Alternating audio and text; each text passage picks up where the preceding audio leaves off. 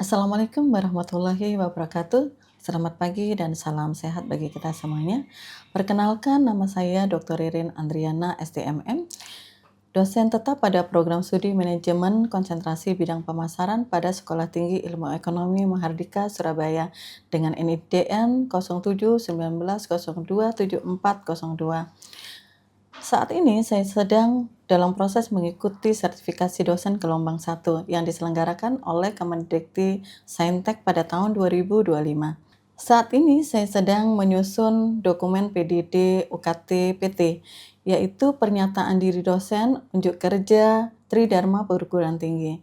Di kesempatan ini saya akan memaparkan salah satu mata kuliah yang sedang saya ampuh pada semester genap 2024-2025, yaitu Global Marketing atau Pemasaran Global dengan bobot 3 SKS dengan kode mata kuliah 61230040. Deskripsi mata kuliah Global Marketing, yaitu pada mata kuliah ini didesain untuk membekali mahasiswa dengan teori, konsep, strategi, dan praktek teknik pemasaran dalam skala global. Suatu praktek dan strategi pemasaran internasional yang mampu memberikan keunggulan kompetitif. Deskripsi pada mata kuliah Global Marketing, yaitu pada mata kuliah ini didesain untuk membekali mahasiswa dengan teori, konsep, strategi, dan praktek teknik pemasaran dalam skala global. Suatu praktek dan strategi pemasaran internasional yang mampu memberikan keunggulan kompetitif dan berkelanjutan bagi perusahaan. Mata kuliah ini membantu mahasiswa menjawab apa, mengapa, kapan, di mana, dan bagaimana pemasaran skala global dilakukan. Mata kuliah Global Marketing ini dilaksanakan dengan total 14 kali pertemuan, 1 kali pertemuan ujian tengah semester dan 1 kali pertemuan ujian akhir semester. Perkuliahan ini dilakukan secara blended learning, yaitu secara luring atau tatap muka langsung dan juga daring dengan menggunakan Google Classroom yang bisa diakses melalui e-learning platform resmi STIE Mahardika Surabaya dengan link https://e-learning.stimahardika.ac.id. Di e-learning ini, mahasiswa dengan mudah mengakses materi perkuliahan, mengunggah RPS, serta mengerjakan soal ujian tengah semester dan juga ujian akhir semester, sekaligus mengunggah tugas yang diberikan oleh dosen. Perkuliahan berlangsung secara ceramah, diskusi interaktif, dan presentasi per kelompok dengan topik yang sudah ditentukan. Metode ceramah bermanfaat untuk yang pertama, membantu membangun kerangka berpikir mahasiswa. Yang kedua, meningkatkan keterampilan mendengar mahasiswa. Yang ketiga, memfasilitasi penyampaian pengalaman secara langsung. Sedangkan untuk studi kasus bertujuan untuk yang pertama adalah melatih kemampuan analisis mahasiswa. Mahasiswa peka dengan mengangkat isu-isu yang terkini yang terjadi. Yang kedua adalah ikut belajar berpikir dalam mengembangkan pemecahan masalah atau problem solving. Yang ketiga adalah mengkaitkan teori dan praktek. Yang keempat adalah melatih kemampuan berkomunikasi, keberanian berpendapat di muka umum. Yang kelima adalah meningkatkan kerja sama tim atau membangun teamwork. Untuk CPL atau capaian pembelajaran lulusan, CPL 1 yaitu sikap bertakwa kepada Tuhan Yang Maha Esa dan menjunjung tinggi nilai kemanusiaan, serta selalu mengembangkan ilmu pemasaran global yang lebih terintegrasi. Untuk CPL 2 atau keterampilan, mampu menerapkan pemikiran logis serta kritis, sistematis, dan inovatif dalam konteks pengembangan atau implementasi ilmu, pengetahuan, dan teknologi yang memperhatikan dan menerapkan nilai humaniora yang sesuai dalam bidang keahliannya pada penerapan penelitian pemasaran global. Capaian pembelajaran mata kuliah atau CPMK. CPMK 2, mahasiswa mampu mengambil keputusan-keputusan pemasaran global terhadap masalah yang dihadapi dengan menerapkan teori pemasaran global yang terkait. CPMK 3, mahasiswa mampu mengevaluasi praktek, kegiatan, dan strategi pemasaran global dan mampu mendesain dan menyusun rencana pemasaran global yang unik, inovatif, dan etis. Materi perkuliahan terbagi atas 14 kali pertemuan Pertemuan 1 yaitu tentang globalization imperatif.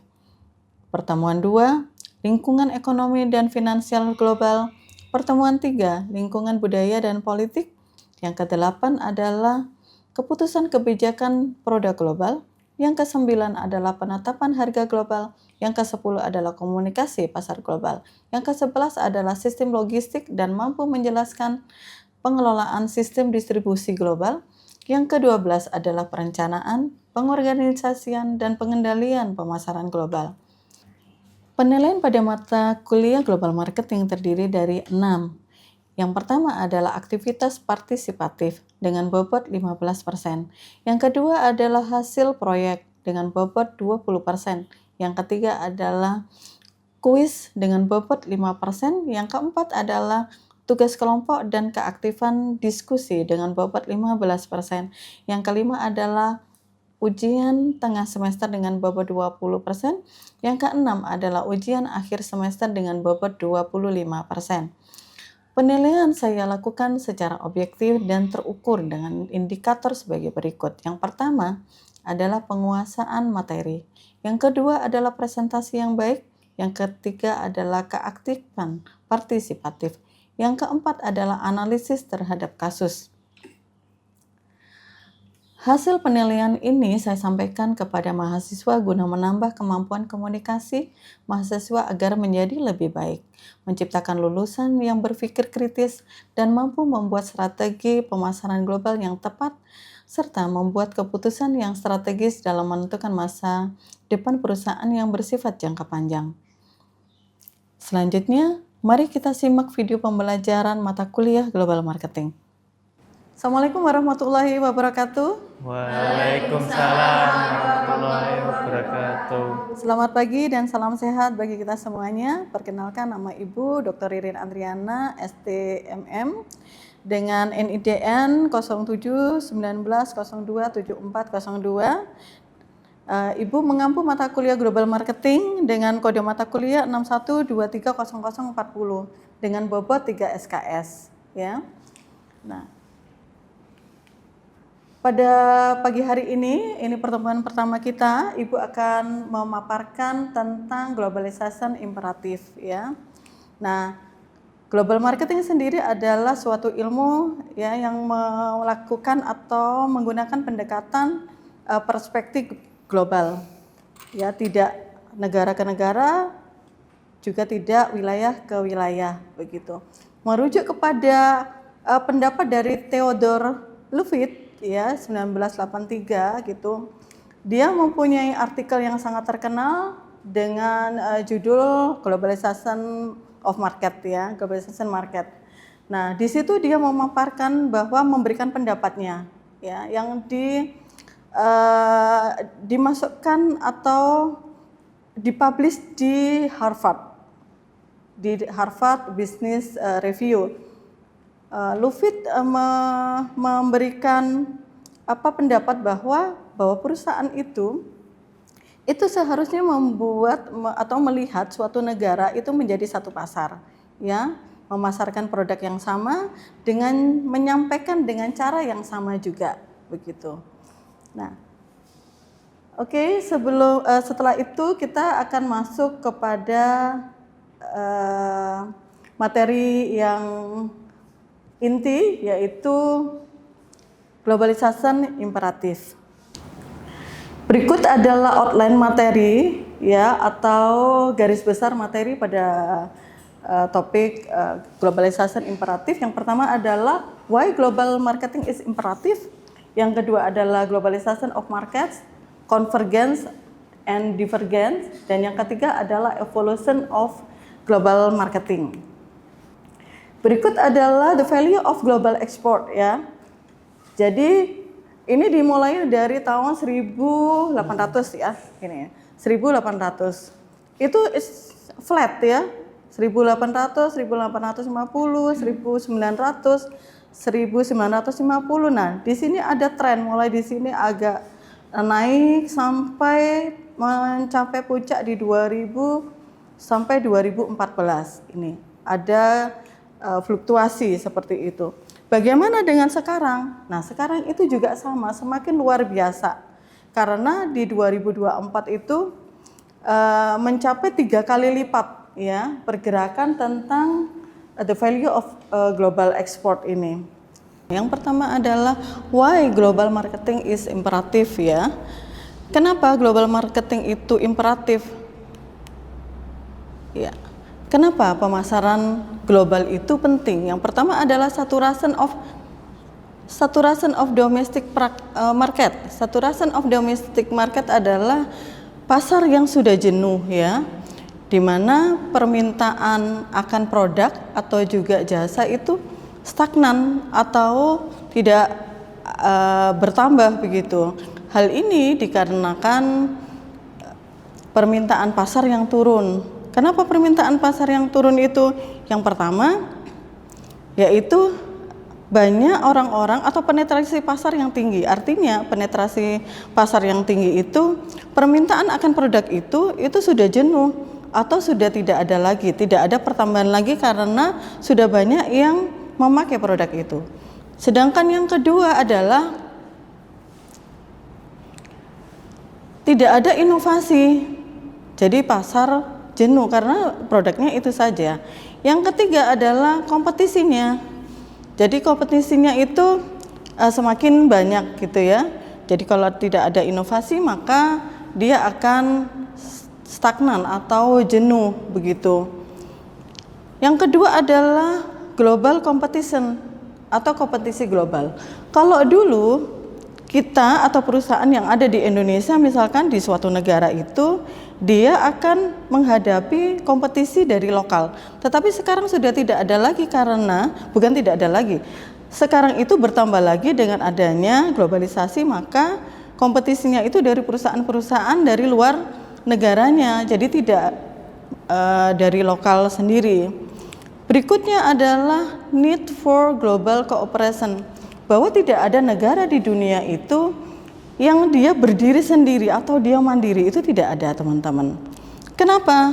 Ya karena membutuhkan cooperation, membutuhkan negara lain untuk bisa bekerja sama begitu. Bahkan korut sekalipun dia bekerja sama, membuka pintu ya keran orang-orang dari luar negaranya itu masuk ke sana untuk menikmati hotel misalkan atau mall misalkan. Dia menciptakan kota yang mandiri. Dan yang terakhir adalah Internet Revolution. The Internet and electronic commerce. E-commerce are bringing major structural change to the way companies operate worldwide. Di mana kecepatan internet itu atau internet ini akan mempengaruhi bagaimana perusahaan itu memasarkannya. Di mana masyarakat itu dengan mudah atau dengan cepat mengakses apa yang menjadi kebutuhannya. Jadi apabila ingin membeli sesuatu, dia atau mereka masyarakat itu tidak perlu lagi ke toko seperti dulu. Zaman konvensional kita harus ke toko, pergi ke mall gitu ya dan mencari apa yang kita butuhkan. Tetapi sekarang tidak lagi. Dengan adanya elektronik atau e-commerce, kita bisa membuka via HP untuk mencari apa yang menjadi kebutuhan kita dan kita bisa membeli di situ. Keuntungannya adalah kita bisa memilih dari berbagai banyak toko ya. Yang kedua adalah mengurangi harga karena kita sudah tidak lagi pergi ke mall begitu dan mengurangi waktu juga. Maka keuntungan ini dimanfaatkan oleh masyarakat. Harganya pasti lebih murah karena tidak ada lagi sewa toko di mall, sewa toko di pasar atau kita tidak menambah pengeluaran dengan pergi ke mall gitu. Kita harus naik transportasi untuk pergi ke mall. Jadi akan mengurangi biaya untuk pembelian kita. Ini adalah tabel di mana 100 perusahaan di dunia itu dimiliki oleh beberapa negara awalnya. Seperti itu, ada Prancis dan juga ada Jepang ya. Sampai di 2015 itu Cina ada di posisi ini, di posisi 2 seperti itu. Nah, berikutnya lagi di sini kita bisa melihat ada Italia, ada 4 ya. Dia muncul di 1970. Globalisasi ini sudah menjadi realitas dalam kehidupan saat ini. Jadi kita perusahaan itu bagaimanapun sekarang itu sudah terimpact dengan adanya globalisasi. Dia mau maju ke global atau tidak itu tergantung dari tujuan mereka ya, dan juga kemampuan mereka dalam beradaptasi, apakah dia mampu sekarang atau juga nanti. Nah, dalam konteks pemasaran yang terjadi, perubahan seiring arus globalisasi itu berdampak pada cara pemasar dalam atau pemasar yang ada di perusahaan itu. Berikutnya adalah menetapkan harga global. Bagaimana harga ini sangat kompetitif, ya. Perusahaan akan berkompetisi dengan perusahaan lain gitu, dan harga ini bisa menjadi indikator di mana masyarakat itu akan memilih harganya berapa begitu. Berikutnya adalah berkomunikasi dan menjalin relasi ya. Jadi bagaimana perusahaan itu menjalin relasi dengan yang lain gitu untuk bisa memasarkan produknya. Dan yang keempat adalah mendistribusikan produk atau jasa. Jadi konsumen itu sudah semakin cerdas dan cermat, lebih banyak menuntut, aku ingin ini, aku ingin itu, dan kebutuhan juga begitu gitu. Nah, berikut adalah ini, konsumen itu menginginkan ini, produknya berkualitas tinggi, tetapi harganya itu yang fair. Harganya berapa dulu? Kita akan memilih di saat kita akan membeli suatu produk gitu ya, di e-commerce misalkan. Setelah itu kita lihat apakah produk itu berkualitas tinggi, harganya bagaimana gitu ya, dan kita biasanya compare. Tidak hanya kita beli di e-commerce, tetapi juga beli di mall atau di toko konvensional itu juga sama. Kita akan membandingkan produk satu dengan yang lainnya. Berikutnya adalah, di sini juga selain harga, tetapi juga bagaimana cara membayar. Itu juga menjadi pertimbangan oleh konsumen, dan ini juga sudah dipikirkan oleh pemasar gitu ya. Berikutnya ini ada layanan khusus. Nah, layanan khusus ini bisa bermacam-macam ya, bisa dikirim langsung begitu ya, kita tidak mengambilnya. Dan berikutnya adalah produk yang dimiliki tingkat fleksibilitasnya tinggi. Dan yang terakhir adalah akrab dengan pemakai ya. Jadi akrab dengan pemakai itu dimaksudnya begini, misalkan kita beli produk seperti Mbak gitu dengan satu tangan gitu, dia sudah buka, jadi memudahkan kita untuk menggunakan, itu maksudnya. Berikutnya adalah globalisasi pasar ya. Nah, globalisasi didefinisikan oleh Rukman 2001 sebagai berikut: produksi dan distribusi produk dan jasa yang memiliki keragaman tipe dan kualitas di seluruh dunia. Sedangkan menurut Gideon 1999, globalisasi merupakan interkoneksi sedunia pada level kultural, politik, dan ekonomi yang dihasilkan dari eliminasi hambatan-hambatan komunikasi dan perdagangan. Baik, sekarang kita sudah memasuki yang kedua ya, globalization of market, convergent and divergent. Jadi ini globalization of market, convergent and divergent ya.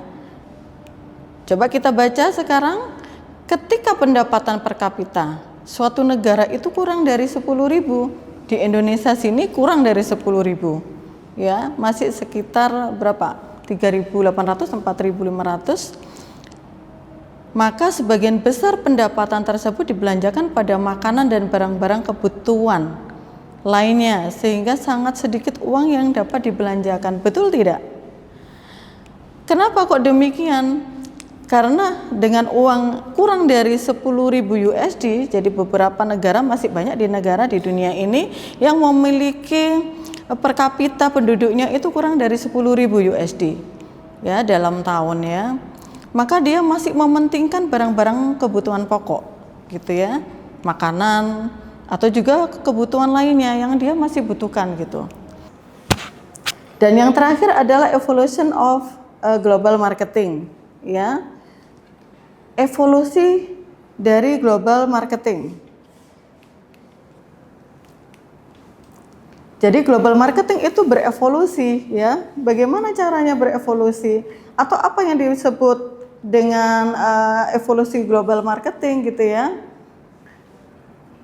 Berikut adalah definisi dulu tentang pemasaran yang dilakukan oleh American Marketing Association ya pada tahun 2004 yang mungkin berbeda dengan teori marketing yang teman-teman sudah tahu gitu ya sebelumnya. Nah, Ibu memaparkan atau menjelaskan tentang teori definisi marketing dari AMA atau American Marketing Association pada tahun 2004. Nah, pemasaran diartikan fungsi organisasi dan serangkaian proses yang menciptakan, mengkomunikasikan, dan menyampaikan nilai bagi pelanggan, serta mengelola relasi pelanggan sedemikian rupa sehingga memberikan manfaat bagi organisasi dan para stakeholder-nya.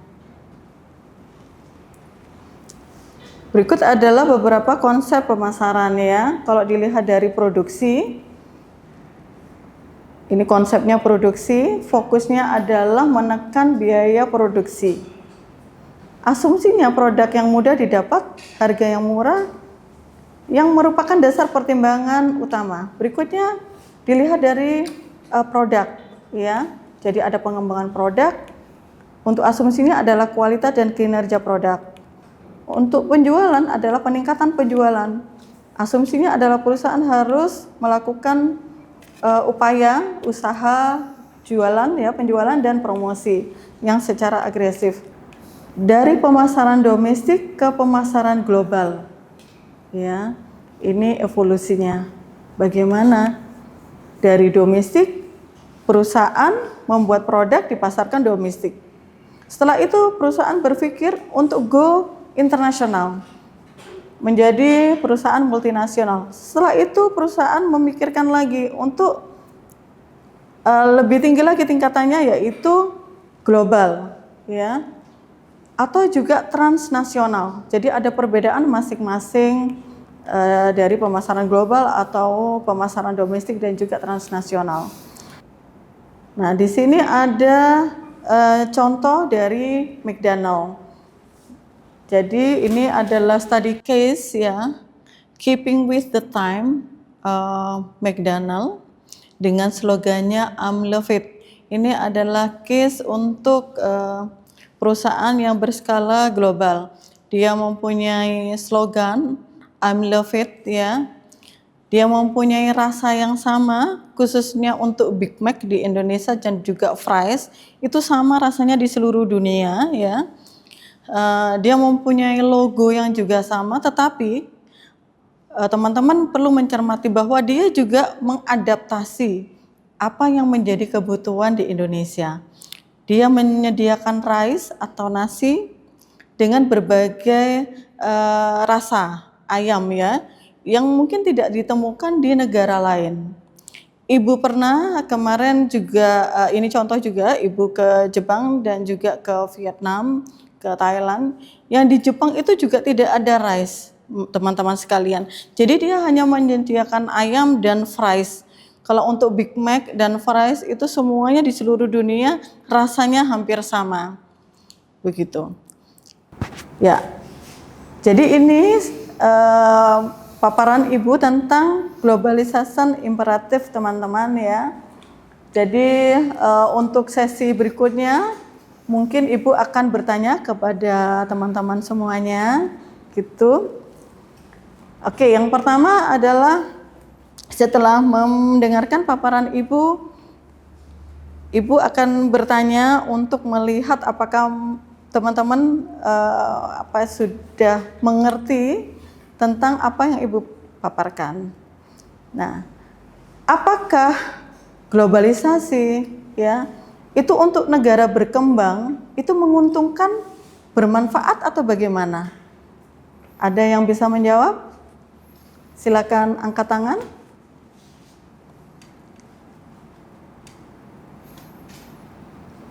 Saya, Bu.